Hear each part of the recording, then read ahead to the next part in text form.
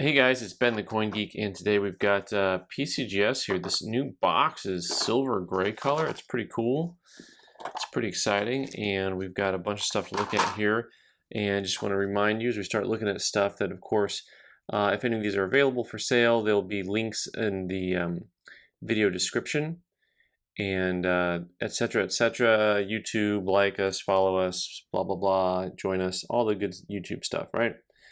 So we're going to start with this 19, what do we got here, 19S penny. And the first thing I'll tell you, for those of you who are keeping track at home, is that this was sent in on the economy service to PCGS. And it took about 7 weeks to get it back. Overall, the turnaround time was pretty good for what we've been dealing with lately with both the grading companies.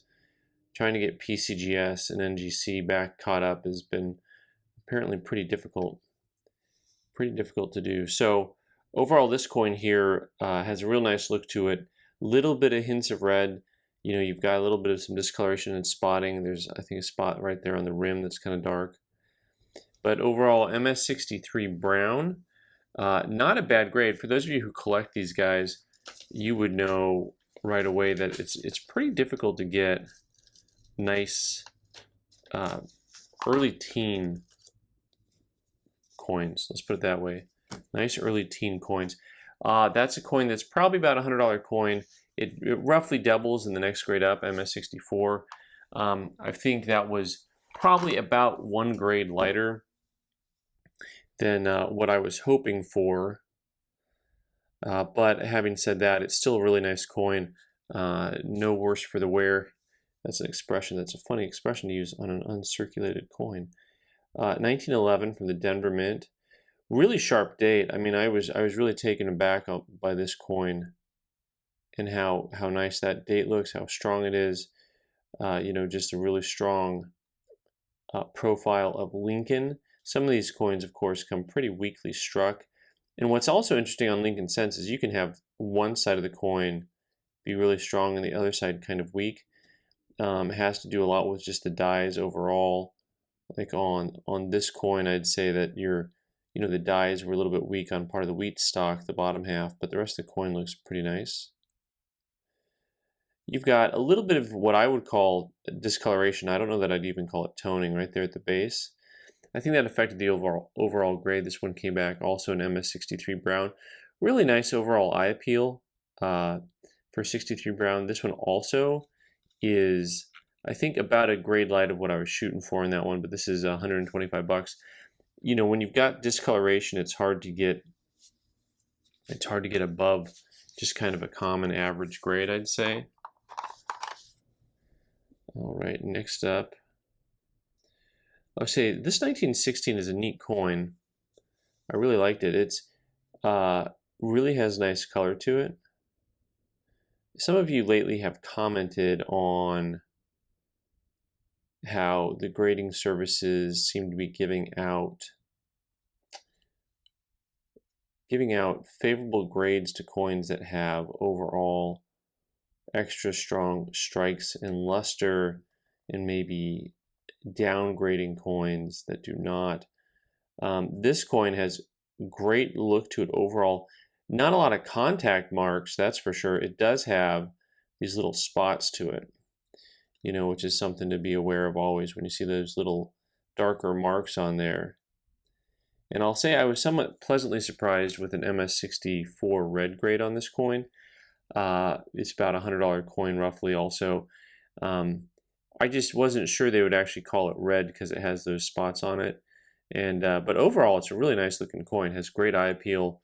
Has that wonderful orange tinge to it, and it's very pleasing in person. And it's nice original coin. I like the color to it. It's also not a rare coin per se, but they're just kind of tough to come by. Tough to come by in nice grades. Okay, here we've got the 1864 with the L on the ribbon.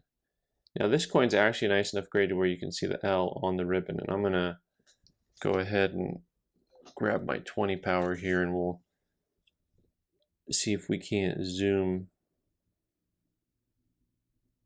all the way in. So that ribbon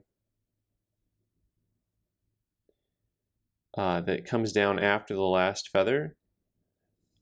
So I'm going to hold it here so that you can see that the L is correctly rotated, because the L is sideways on that ribbon.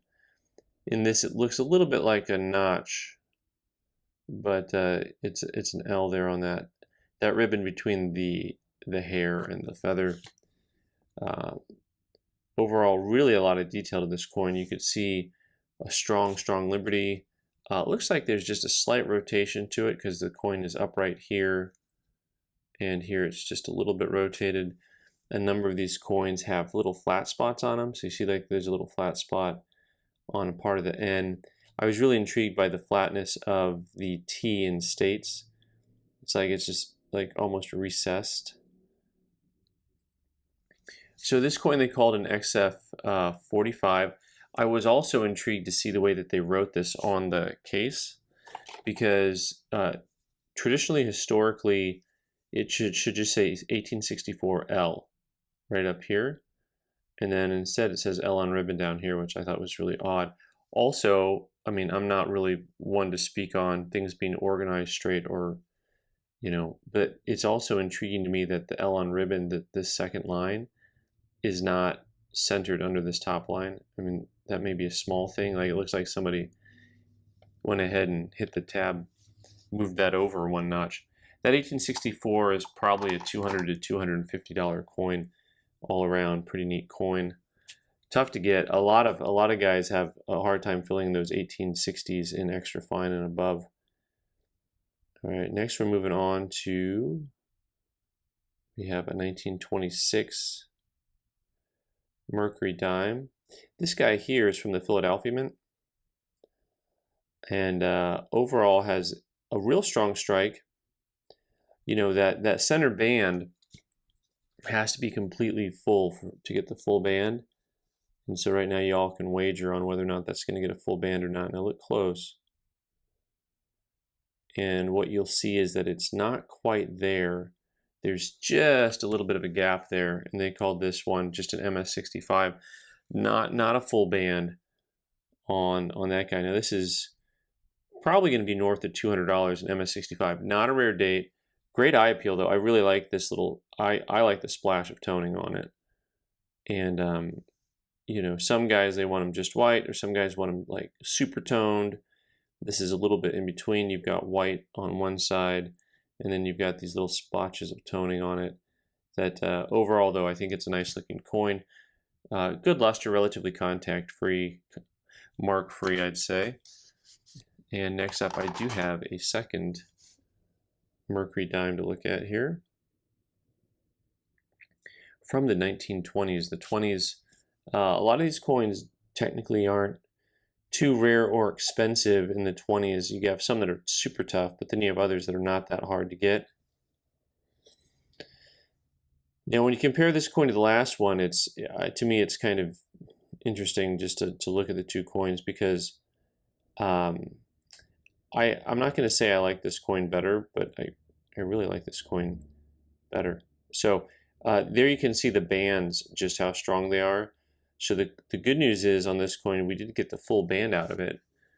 They called it an MS63, which to me was a little bit of a head scratcher, because, it's really a great looking coin, and I'm just trying to find something that says, hey, I've got really rough breaks in the luster, I've got some problem. And if you look at the obverse of the coin here, it really is a strong strike, and I'm not seeing hairlines or anything that's going to make the coin kind of what the term we'd use is net graded, where they just kind of downgrade it for some type of bad surface quality.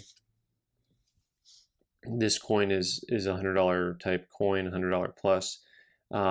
Really pretty. I mean, it would, like I said, if you hold these two coins next to each other, these two dimes, you're not really going to see a whole lot of difference one from the other.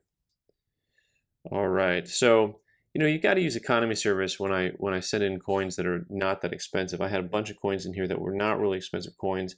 I had these walkers, a little group of walkers that were just stunning, and I thought, you know what, I need to go ahead and get these guys certified, even though there's a really good chance they're not going to come back the grade I need them to come back. But the overall eye appeal on the coins was really tremendous. So I thought I'm gonna have to bite the bullet, use the economy service, and send these in. And the economy service is anything, I think, under $300 is their limit. This 1945 Philly came back MS65. So overall, that's a good grade. You know, these things used to be $100 coins. Now I think they're 75.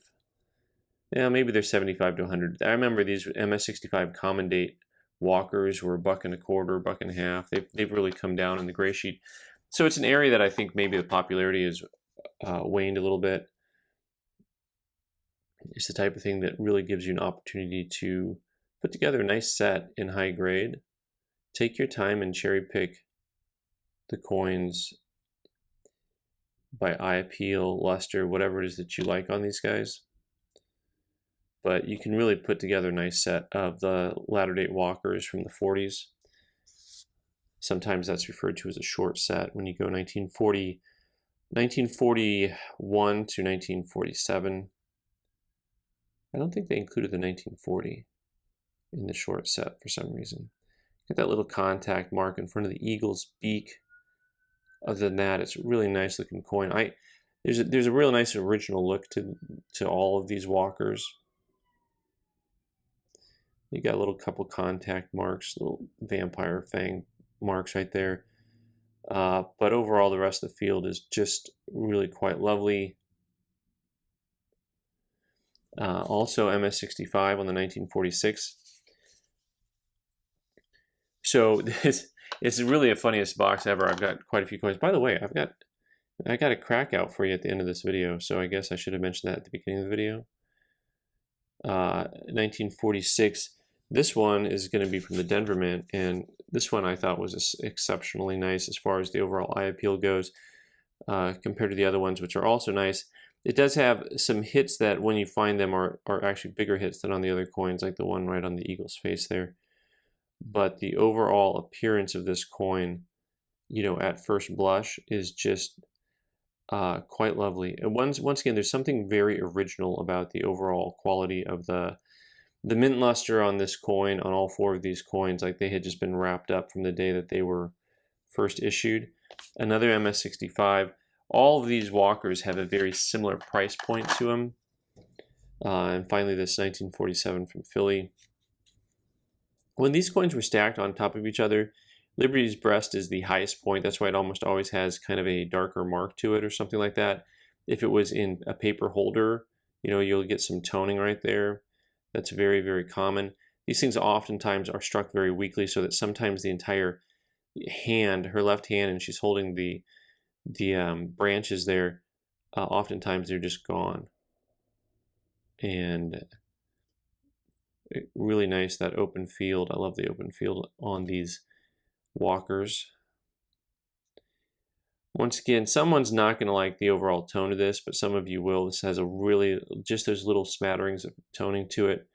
Once again, like the other three coins, all exceptionally nice original look to them. And also another Mint State 65. The ho-hum nature of this package is that remarkably using the economy service, almost all of these came back kind of the grades that I thought they would, more or less. I mean, those first couple pennies I was off by about a grade. This is a very darkly toned coin, and I don't know that it's definitely not for everyone.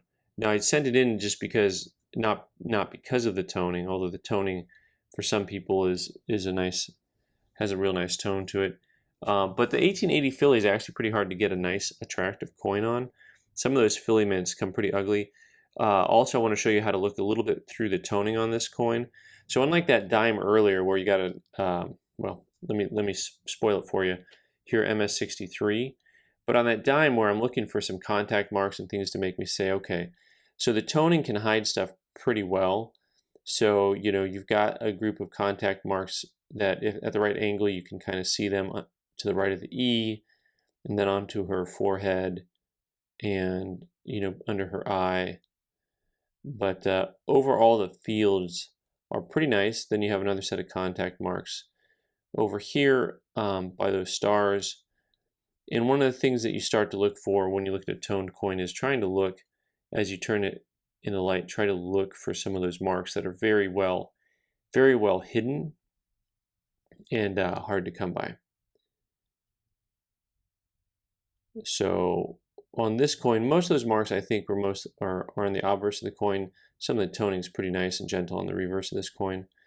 1880 also probably a $100 plus coin. This one in 64 jumps to probably closer to 200. Here we have the 81S, which is, I'm not going to spend a lot of time on this guy. These guys are oftentimes really very attractive, strong strikes, lustrous, you know, just the cream of the crop for Morgans, you know, getting a really nice 81S. Not a difficult task. This coin came back MS65, which was how I thought it would come back. Nice clean cheek especially. You got a few contact marks in the fields, but overall it's an attractive coin. And I've got a few coins here to get through, and then we'll get to our Crackout at the end. 1879. Also, San Francisco. I really liked the overall eye appeal of this coin. A few more contact points than the last coin. The reverse, however, I thought was cleaner than the 81S. But I guess there's just one too many contact marks on the obverse. There's my friend, the 64 plus. That's the coin. That's the grade that I disdain. Just give me the 64 and let me be angry. Don't tempt me here. So yeah, 64 plus, not the 65. Also a $100 type coin. Roughly give or take. All right, so this coin actually graded a grade higher.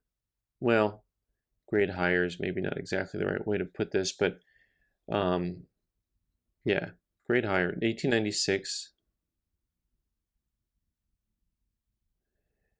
And, you know, it's got a lot of contact marks on it. And it's got, you know, that field, which is pretty strong, and a field that, the whole goal here really for me was to set it in and get a PL. And I figured it would come back, not a high PL. You've got a lot of heavier contact marks, especially on the obverse. Anytime you got a proof-like field, though, those contact marks just kind of bounce. I mean, they pop. You can see them really easily. All those little contact marks across the cheek, a lot of little chatter. And 63 dimple, deep mirror proof-like. So that's really kind of fun. I think this is in the 250 ballpark. And pretty cool to get a raw coin in from an old set and have it go dimple. You guys have seen the coins that I've sent in that look not that far from this, that I don't even get a PL on, and get a nice dimple. And it is a nice coin. The reverse, by the way, is of course really quite attractive and quite lovely. The obverse has a lot more contact to it. It's not that bad, of course, at certain angles. As they say, depends on how you look at it, right? So that's kind of a fun coin. I got one more here, and then I got a Crackout. This 1935 piece dollar that has really nice fields to it, and then a lot of little chatter on the cheek. The fields were really strong. You have a lot of little chatter here on the cheek and the neckline. Right, some of it at that angle, you start to see a little bit of those tiny marks that are hard to perceive at other angles. A little bit of a mark here under the trust.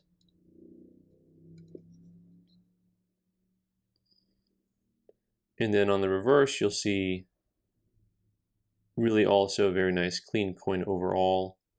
You got a bigger hit right there on the tail, and that's the kind of hit that'll take you down from a higher grade sometimes if you get really a strong hit like that. Really, if you didn't know that hit was there, the rest of the reverse looks really quite stunning. MS63 also pretty much on par with what we thought this coin would come back. It's got a good eye appeal, like the fields are really clean, but the cheek has a lot of that little chatter to it. And so on that coin, $150 type coin roughly. Last but not least, I promised you guys a Crackout, and I should have promised it to you at the beginning of the video, but you know, instead I forgot until like halfway through. So this coin you guys were up in arms about, this 1917 Unk details cleaned. All right, and so this is going to take we're going to take a closer look at the coin that NGC called Unk and called cleaned. And take a little bit of a closer look at it. So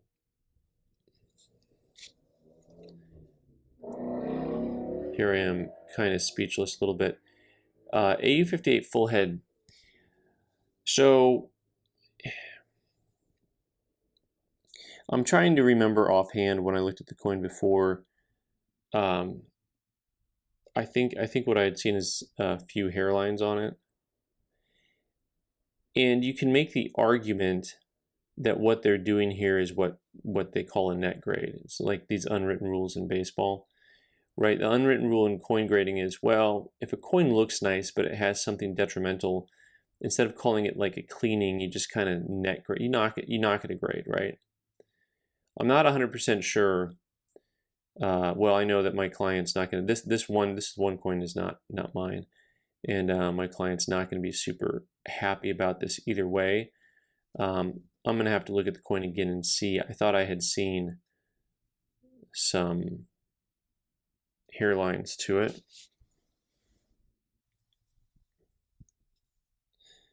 But we will. It's one. Oh, I should mention that it's got the full head designation.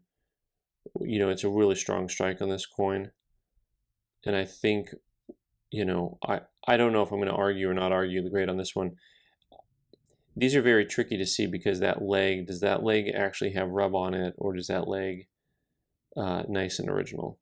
And the overall luster of the coin makes the coin look like a really high grade. So anyway, you guys can all comment on that crack out there. For my customer, little bit unusual to see. We go from that Unk details clean to that straight graded AU58. All right, guys, I'm Ben the Coin Geek. Thanks for watching. You can subscribe by clicking on the button in the corner and watch more videos on the right side of the screen.